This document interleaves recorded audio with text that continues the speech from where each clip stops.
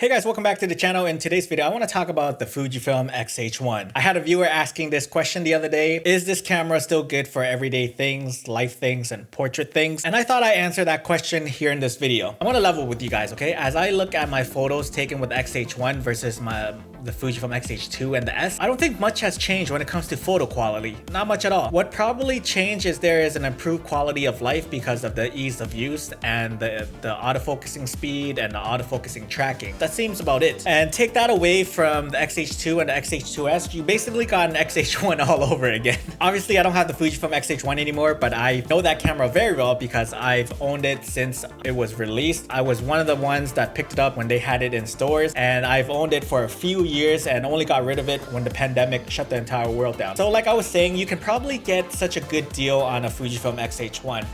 Just check eBay or your local classifieds ads like Craigslist or Kijiji if you're Canadian. The sensor technology hasn't changed much, and I think it's going to stay like that for a while now. You're actually seeing camera companies reusing old sensors for their refresh version now. Like, I thought the Fujifilm XS20 is getting the 40 megapixel sensor, but Fuji rumors stated that it's going to be the same XS10 sensor but with an updated processor. We saw them did that with the GFX 50S and the GFX 50S2. The Mark II has an updated processor and IBIS and an upgraded body, but it has the same sensor as the original GFX 50. And I believe that the GFX 50R Mark II is going to be announced at the new Fuji Summit also, and I hear that it will follow the same fate. So the push for sensor innovation is slowing down, and that's fine because I still think that the X-Trans sensor is still like really good. It's so good. It takes some beautiful images, and the XH1 is no different. I believe it's carrying the X-Trans 2 sensor that you saw in the Fujifilm X-T2, and I love the X-T2. I've shot some beautiful images with my X-T2 and my XH1.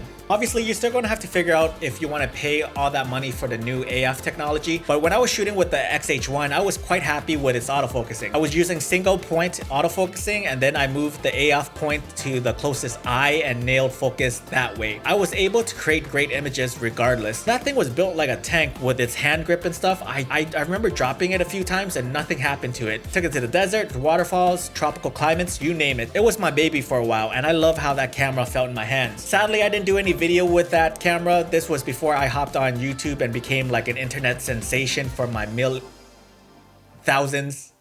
I have thousands of subscribers, not millions. Oh my god. But as far as I can remember, the XH1 was a workhorse for me. I've shot for several clients using the XH1, and they did not complain about their images at all. They loved the photos, and they weren't saying shit like, I wish this was full frame. Listen, as long as the photos look good, the clients don't care what camera you shoot with. I've shot portraits with the XH1, I shot travel stuff, I shot landscapes, cityscapes, animals with the XH1.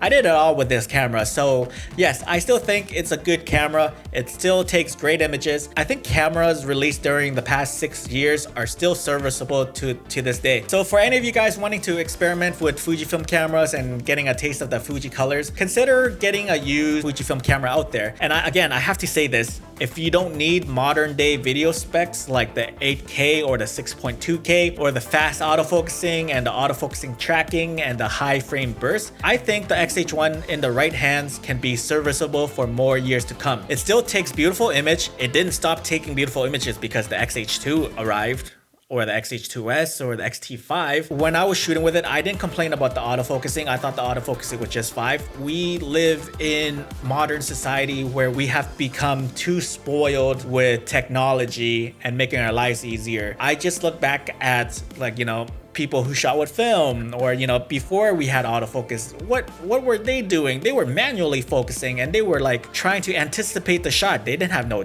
AF tracking, they just anticipated. Yes, technology is helping us so far right now, but that doesn't make you a better photographer. It just helps with your shooting and with your process. It makes life easier. So I'm gonna leave you with some of my images that I took with the Fujifilm XH1 and the X-T2 since it shares the same sensor, and you guys can see for yourself whether or not the image quality still stands today.